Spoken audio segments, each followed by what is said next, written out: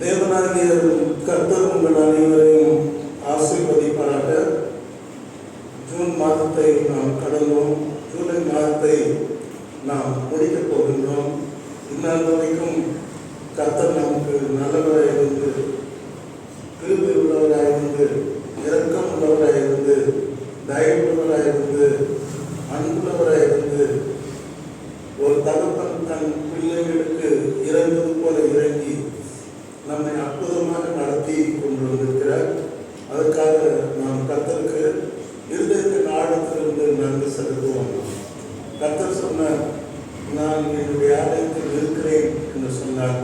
அவர் இருக்கிறவராக இருக்கிறார் என்பதை நாம் உணர்ந்து மோசையை பார்த்து அவர் சொன்ன வார்த்தை, என் நாமம் என்னன்னு சொல்லி கேட்பதில்லை, நான் இருக்கிறவராக இருக்கிறேன், உங்கள் வாழ்க்கையிலே இருந்தேன், இருக்கிறேன், இருக்கப் போகிறேன், நான் இருக்கிறவராக இருக்கிறேன் என்றார்.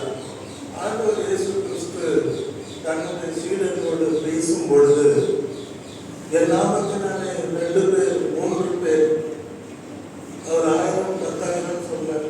2 பேர் 3 பேர் என் நாமத்தினாலே, வானத்திலும் பூமியிலும் அதிகாரமுடைய இயேசு அப்பா என்ற என் நாமத்தினாலே எங்கே கூடியிருக்கிறீர்களோ அங்கே நான் இருக்கிறேன் என்றார். இந்த காலையிலே நம்முடைய பெருமை கர்த்தர் நமது மத்தியிலே இருக்கிறார். கர்த்தர் அவர் மத்தியிலே அசைவாடி கொண்டிருக்கிறார் என்பதை நாம் உணர்ந்து அவருக்கு இருதயத்தின் ஆழத்திலிருந்து நன்றி செலுத்துவோம், அவரை ஆராதிப்போம். கர்த்தரை தெய்வமாய் கொண்ட ஜனம் வாக்கியம் உள்ளது, ரட்சிக்கப்பட்ட ஜனமே உனக்கு ஒப்பானவன் யார் என்று வேத புத்தகத்திலே கர்த்தருடைய வார்த்தை சொல்லுகிறது. கர்த்தரை தெய்வமாய் கொண்டது நம்முடைய பாக்கியம். இன்றைக்கு உலகத்தை பார்க்கும் பொழுது அவர்கள் சிருஷ்டிகளை பொழுது சேவிக்கிறார்கள். நாமும் வானத்தையும் பூமியும் சிருஷ்டி கர்த்தரை நாம் பொழுது கொள்கிறோம். அருமையானவர்களை, இப்போது நாம் தேவனுடைய செய்திக்கு வருவோம். போன வாரம் ஐயா பேசும்போது உங்களுக்கெல்லாம் சொல்லிக் கொடுத்த விஷயம், பாடம், செய்தி, நமக்கும் தேவனுக்கும் உள்ள உறவு. What kind of relationship we have with Jesus?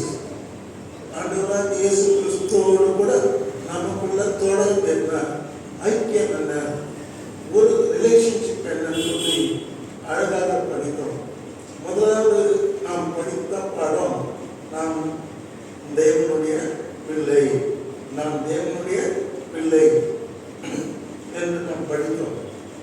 தேவனுக்கும் நமக்கும் உள்ள உறவு தகப்பனுக்கும் பிள்ளைக்கும் உள்ள உறவுக்கு ஒப்பானது, அதுக்கு அப்பாற்பட்டது. ஆனால் உலக மொழிகளிலே அவர் சொல்லும் பொழுது, உலக மொழிகளிலே இவ்வளவுதான் சொல்ல முடியும். தகப்பனுக்கும் பிள்ளைக்கும் உள்ள அந்த உறவுதான் நமக்கும் தேவனுக்கும் உள்ள உறவு. அப்பா பிதாவே என்று அவரை நோக்கி கூப்பிடுகிறார். புத்திர சுவிகாரத்தின் ஆவி தேவன் நமக்கு கொடுத்திருக்கிறார். அந்த ஆவி நம்ம எப்பொழுதும் கர்த்தரை பார்த்து அப்பா பிதாவே தகப்பனே என்று அவர் நம்மை கூப்பிட இருக்கிறது. கூப்பிடுவது நாம் அல்ல, நமக்குள்ளே இருக்கிற ஆவியானவர் நமக்கு கற்றுக் கொடுக்கிறார். பரலோகத்தின் தேவன் உங்கள் தகப்பனாய் இருக்கிறார், பிதாவாய் இருக்கிறார் என்று அவரோடு உள்ள உறவை அவர் சொல்லிக் கொடுக்கிறார் என்று நாம் படித்தோம். இன்றைக்கு இரண்டாவது, நமக்கும் தேவனுக்கும் உள்ள உறவு, ரிலேஷன்ஷிப், ஐக்கியம் என்னவென்றால் மேய்ப்பனுக்கும் ஆடுகளுக்கும் உள்ள உறவு. அதாவது இப்ப என்ன சொன்னோம்னா, போன வாரம் சொன்னோம், நான் இயேசுவின் பிள்ளை. இந்த வாரம் என்ன சொல்றோம், நான் இயேசுவின் ஆடு. அதே மாதிரியா, ஏன் நீங்கள் அப்படி சொல்ல வேண்டும்?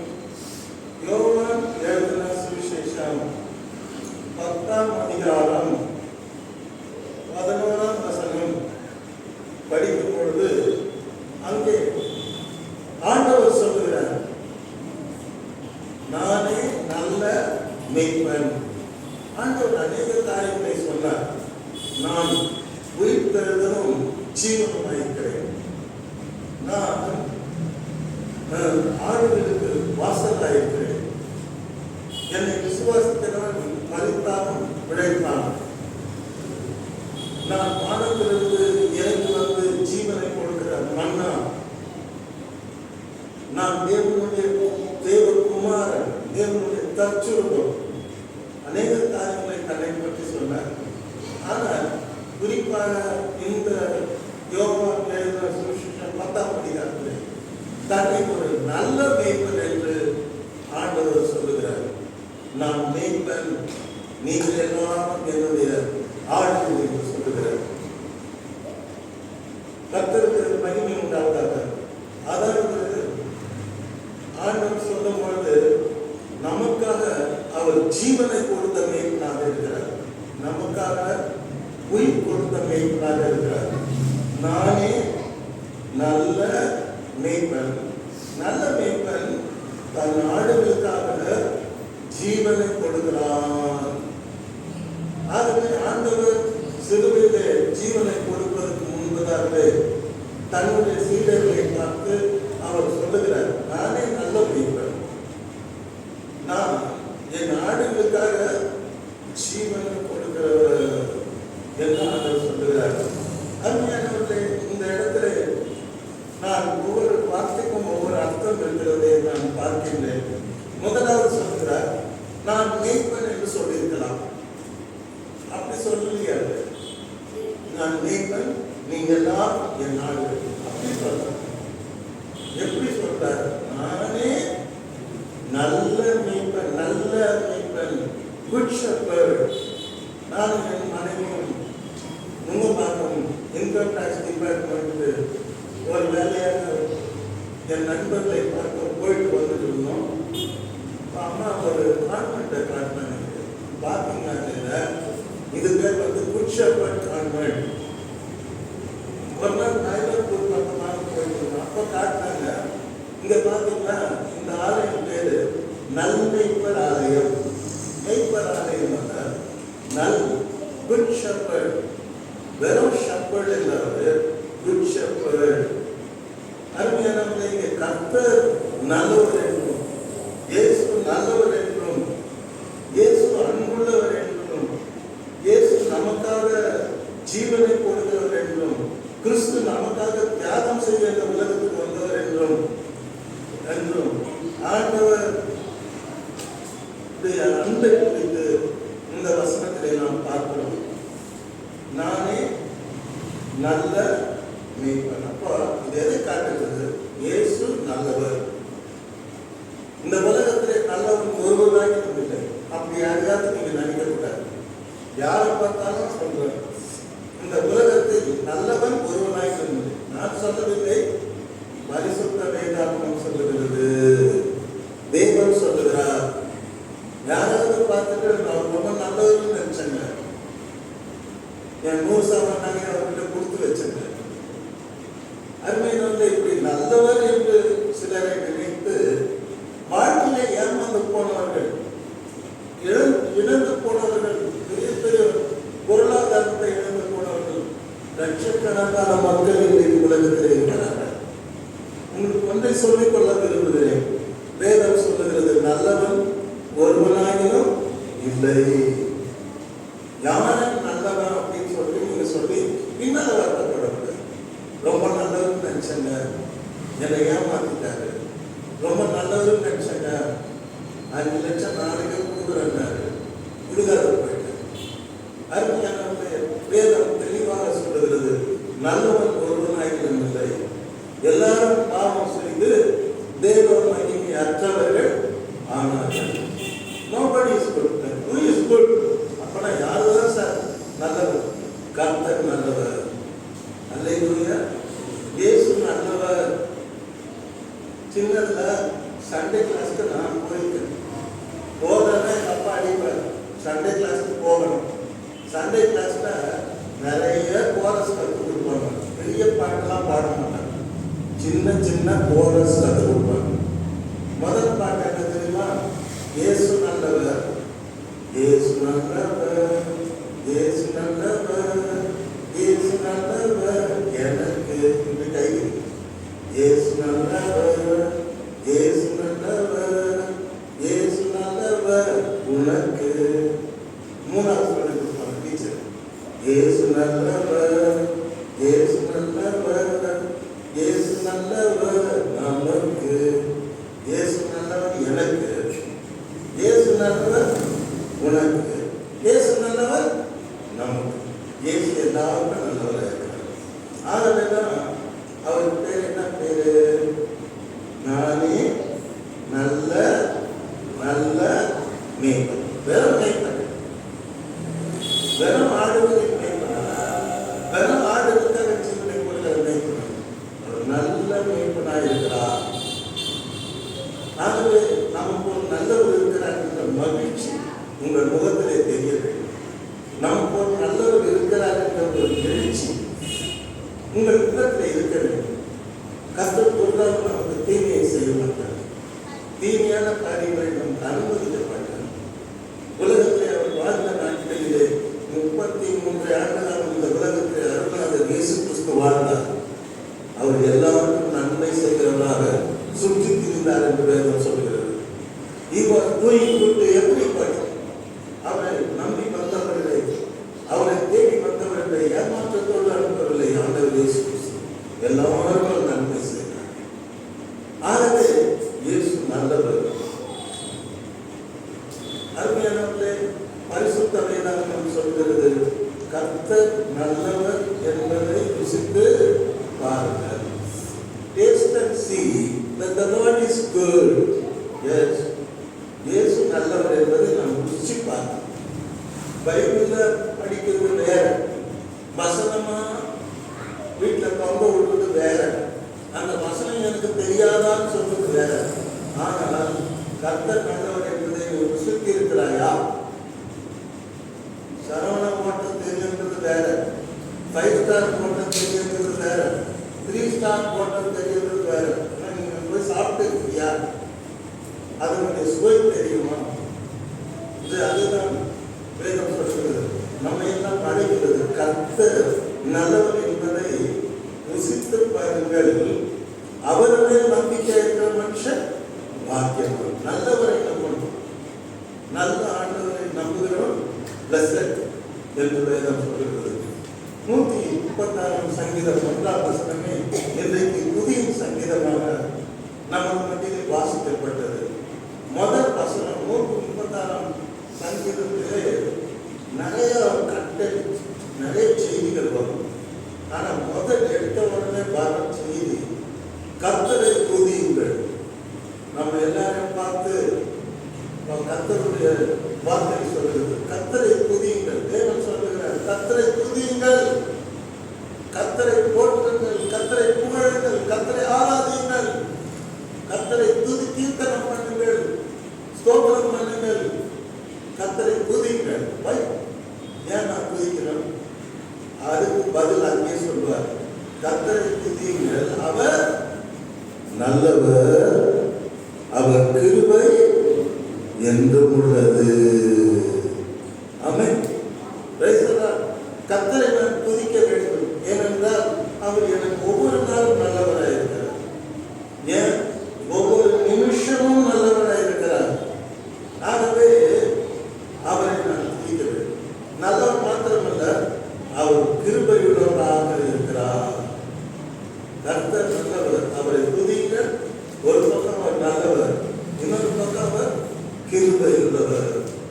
அவர் கிருபை என்றும் உள்ளது, தேவ கிருபை என்றும் உள்ளது. அவரை பாடி துதித்து போற்றி அல்லேலூயா என்று ஆர்ப்பரிப்போம். ஆமென். அல்லேலூயா, அல்லேலூயா என்று ஆர்ப்பரிப்போம். பிகாஸ் அவர் நல்லவர், அவர் கிருபை என்றும் உள்ளது. இன்றைக்கு நாம் அவரை நல்லவர் என்று ஆர்ப்பரிக்கிறோமா? அவர் கிருபை உள்ளவர் என்று ஆர்ப்பரிக்கிறோமா? அந்த உணர்ச்சி இந்த உடலில் இருக்கிறதா? அந்த உணர்ச்சி உங்கள் இதயத்தில் இருக்கிறதா? தாமதுக்கு இருந்தது. மானானது நீரோடையிலே வாஞ்சத்தில் கதவுவது கூட, என் தேவனை என் ஆத்துமாவும் என் மாம்சமும் உண்மை வாஞ்சித்து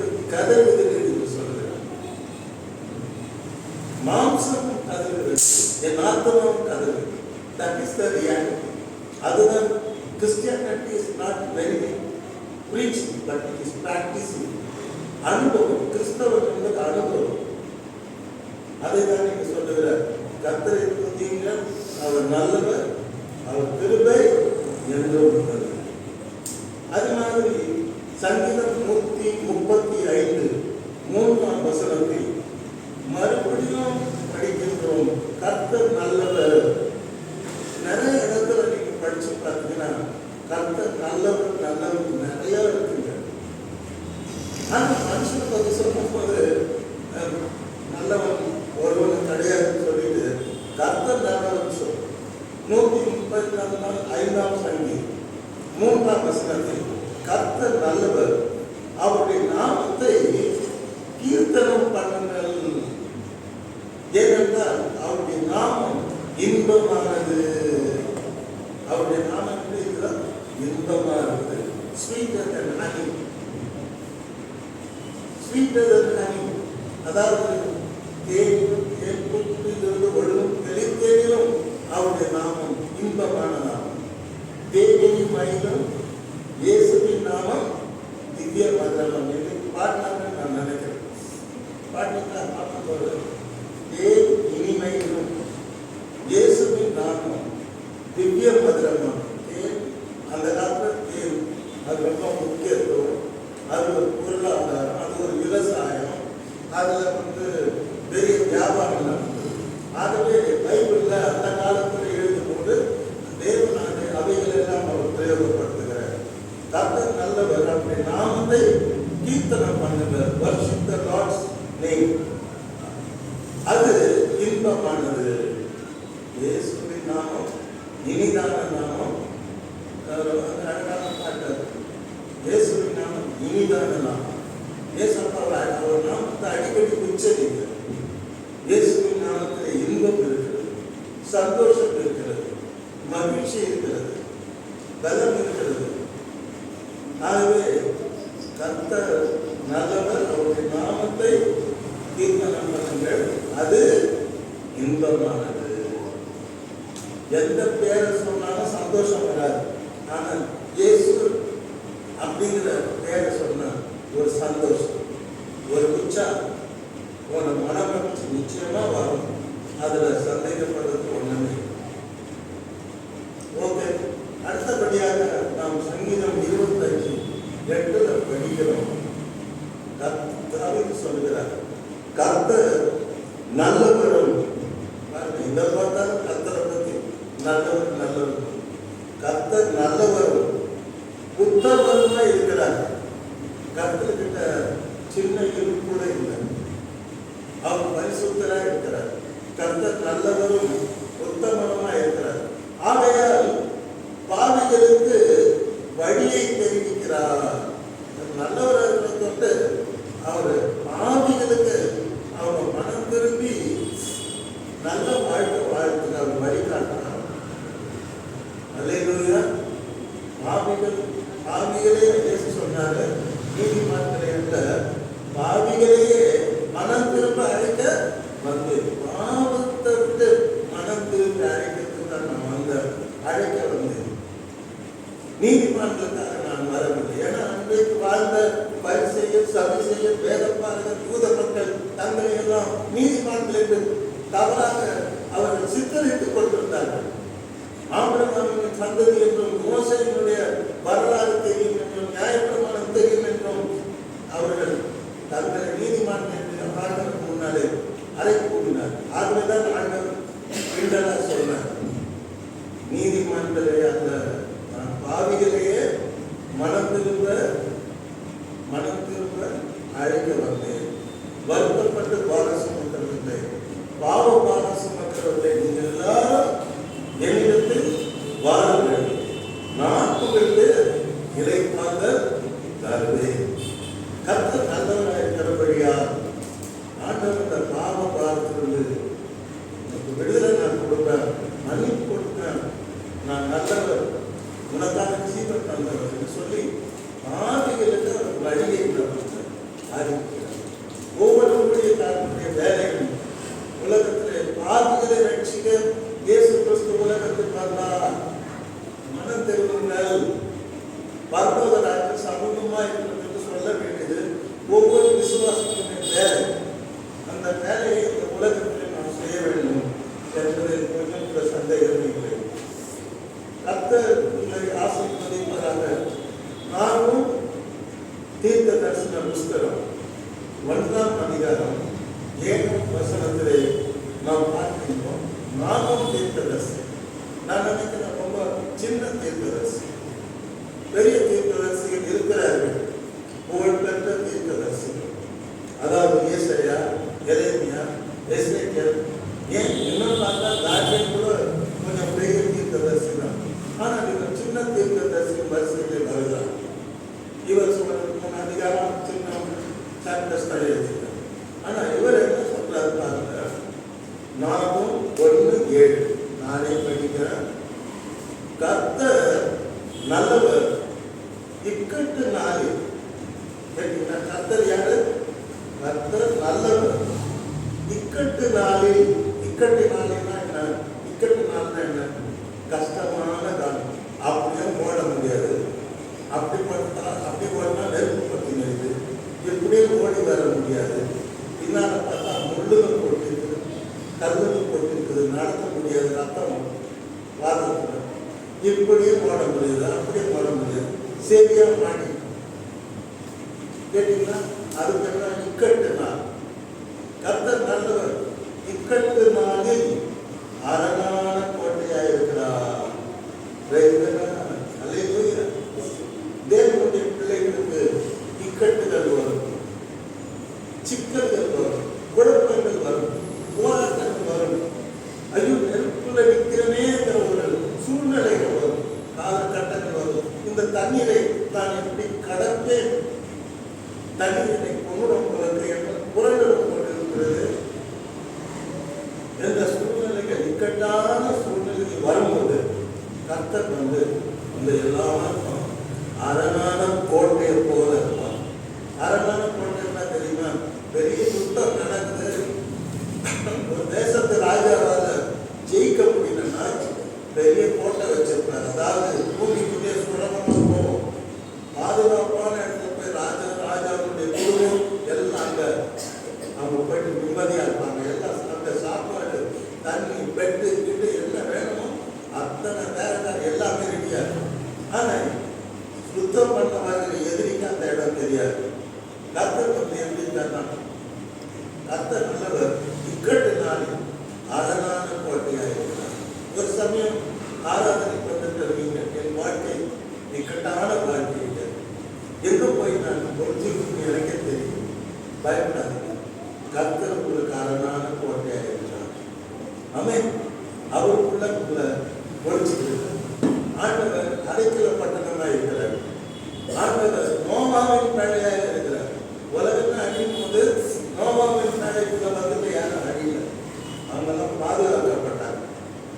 மீண்டும் அவங்களுடைய ஜெனரேஷன் உருவாக்கி ஆமாவா இல்லையா? ஆகவே கர்த்தர் நல்லவர், இக்கட்டு நாளில் அரணான கோட்டையாய் இருக்கிறார். சாதாரண கோட்டை அல்ல, பாதுகாப்பற்ற கோட்டை அல்ல, பாதுகாப்பான கோட்டையாக இருக்கிறார். அல்லேலூயா. கர்த்தர் நம்மை பாதுகாக்கிற நல்லவராக இருக்கிறார், பாதுகாப்பும் அரணான கோட்டையாக இருக்கிறார். ஆகவேதான் நானும் சொல்லுகிறார், கர்த்தர் நல்லவர், எங்களுடைய இக்கட்டு நாளில் அவர் அரணான கோட்டையாக இருக்கிறார் என்று சந்தோஷப்பட்டு கர்த்தரை துதிக்கிறார். நம்முடைய வாழ்க்கையில் என்றால் ஒரு நாள் சந்தோஷப்பட்டிருக்கிறோமா? கர்த்தர் இக்கட்டான நாளில் அரணான கோட்டையாக இருந்தார். கர்த்தர் நல்லவர், கர்த்தாவே நல்ல கர்த்தாவே துதிக்கிறேன், ஸ்தோத்திரிக்கிறேன், ஆராதிக்கிறேன். I love you Jesus, you are my soul, without you I cannot survive. அப்படின்னு ஒரு நாளாவது நம்முடைய வாழ்க்கையை சொல்லி இருக்கிறோமா? உணர்ந்திருக்கிறோமா? ஆனால் நாம் உணர்ந்து இருக்கிறோம். கர்த்தர் நல்லவர், இக்கட்டு நாளில் அரணான கோட்டை சொல்லிட்டு சொல்றார். அதே வசனத்துல 7ஆம் வசனத்துல தம்மை நம்புகிறவர்களை கர்த்தர் அறிந்திருக்கிறார். யார் தன்னை உண்மையா நம்புறா, யார் தன்னை நம்புற, யார் தன்னை விசுவாசிக்கிறார், யார் தன்னை விசுவாசிக்கிறார் அப்படிங்கிற என்பதை கர்த்தர் நன்றாக அறிந்திருக்கிறார். கர்த்தர் தம்மை நம்புகிறவர்களை சூழல்ல சொல்லப்படுகிறது. உலகம் முழுவதும் கர்த்தர் தம்மை நம்புகிறவர்களை அவர் அறிந்திருக்கிறார். கர்த்தருடைய பரிசுத்த நாமத்துக்கு ஸ்தோத்திரம் உண்டாவதாக. ஏன்னா அவர் நல்லவர். நம்மை நம்புகிறவர்களை அவர் கைவிட மாட்டார். நம்மை நம்புகிறவர்களுடைய முகங்களை அவர் பிரகாசிக்க செய்வார். நம்முடைய முற்பிதாக்கள் கர்த்தரை நம்பினார்கள். நம்பின அவர்களை அவர் விடுவித்தார். நீங்க பைபிள் படிச்சுப்பார். அவரை நம்பின ஒவ்வொருவரையும் கர்த்தர் விடுவித்தார் என்று நாம் பார்க்கின்றோம். நான் பைபிள் தொடங்குனதிலிருந்து பைபிள் முடிகிற வரைக்கும் புதிய ஏற்பாட்டு பழைய ஏற்பாட்டு 8 வரைக்கும் பார்த்தா அவரை நம்புகிறவர்களுக்கு அவர் அரணான கோட்டையாக இருந்திருக்கிறார். அவரை நம்புகிறவர்களை அவரின் கிட்டுகளில் இருந்து அவர் விடுதலை ஆகியிருக்கிறார். பிகாஸ் தம்மை நம்புகிறவருக்கு அவர் நல்லவராக இருக்கிறார். அல்லேலூயா. கர்த்தருக்கு ஸ்தோத்திரம். அருமையானவர்களே, இன்றைக்கு நீங்கள் கர்த்தரை நம்புகிறீர்கள், கர்த்தரை விசுவாசிக்கிறீர்கள். உங்கள் இக்கட்டு நாளில் அவர் அரணான கோட்டையாக இருக்கிறார். அவர் உங்களுக்கு நல்லவராக இருப்பார். தாயை போல கேட்பார், தந்தையை போல அழைப்பார்.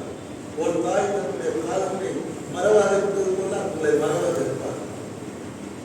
தண்ணீர்களை கடக்கும் போது அவைகள் மேல் பொருளாதபடி உங்களை காப்பார். ஆறுகளை கடக்கும் போது கர்த்தர் உங்களோடு இருப்பார். அக்னியை போன்ற சோதனை நடக்கும் போது நீங்கள் வேகப்பட்டீர்கள். கர்த்தர் உங்களை காப்பார். ஏன்? கர்த்தர் நல்லவர். இக்கட்டு நாளில் அரணான கோட்டை. தம்மை நம்புகிறவர்களை அவர் என்ன பண்ணியிருக்கிறார்? அறிந்திருக்கிறார். எது வீண் போனாலும் நம்பிக்கை வீண் போகாது. எப்பவுமே தன்னுடைய நம்பிக்கை இழக்கக்கூடாது.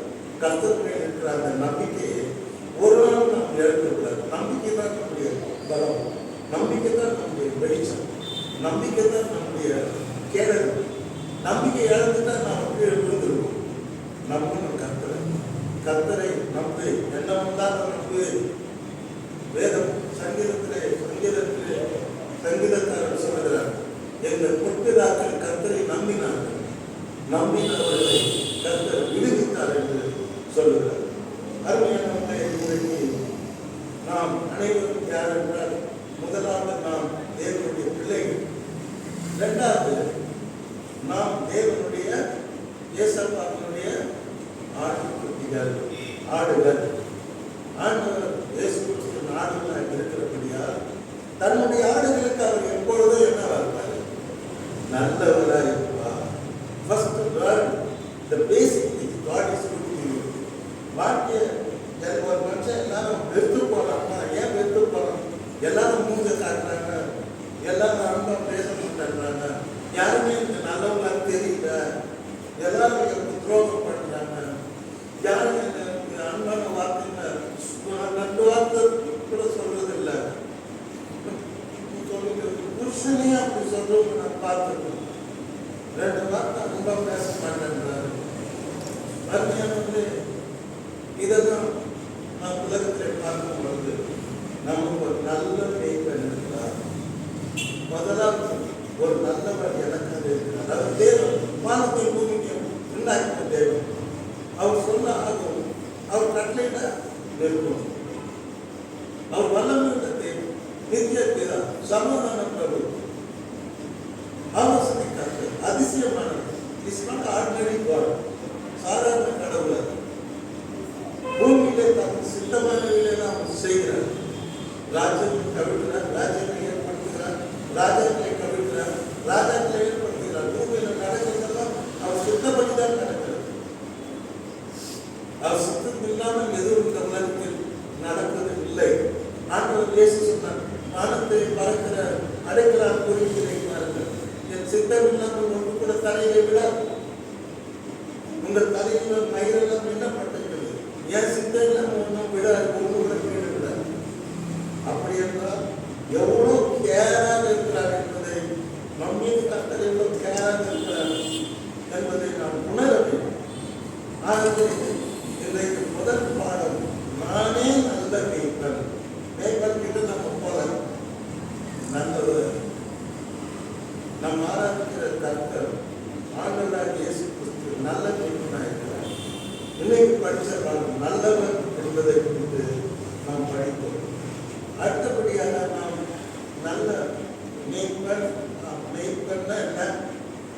மேய்ப்பன் எப்படி இருப்பா அதெல்லாம் அப்புறமா படிப்போம். இன்றைக்கு நமக்கு ஒரு நல்ல மேய்ப்பன், ஒரு நல்ல கர்த்தர். ஆமென். அவர் உங்களுக்கு நன்மையானதை தருவார், நன்மையானதை செய்வார். பொல்லாதவர்களாக நீங்கள் உங்கள் பிள்ளைகளுக்கு நல்ல ஈவுகளை கொடுக்க அறிந்திருக்கும் போது உங்கள் பிதாவாக தேவன் உங்களுக்கு நல்ல ஈவுகளை கொடுப்பது அதிக நிச்சயம் அல்லவா? நன்மையான ஈவுகளை, இன்னும் கேட்ட பரிசுத்த ஆவியினுடைய அந்த கிருபாவரங்களை கொடுப்பது அதிக நிச்சயம் அல்லவா என்று சொல்லுகிறார். அருமையான உலகமே எல்லா உலகமாக இருக்கட்டும், உலக மக்கள் எல்லாரும் எதிரியா இருக்கட்டும், ஆனால் கர்த்தர் நல்லவராக இருக்கிறார் என்பதை மறந்து போகிறோம். தயவுசெய்து கர்த்தருடைய முகத்தை ஒரு முறை நோக்கி பாருங்கள். கீழே பார்க்காதீங்க, ஒரு முறை அவரை பாருங்க, மேல பாருங்க. தாவீது சொல்றார், எனக்கு ஒத்தாசை வரும் பர்வதத்திற்கு நேராக என் கண்களை நான் ஏறுகிறேன். அவர் யார்? வானத்தையும் பூமியும் உண்டாக்கின கர்த்தர். அவர் நல்லவர். நானே நல்ல மேய்ப்பன்.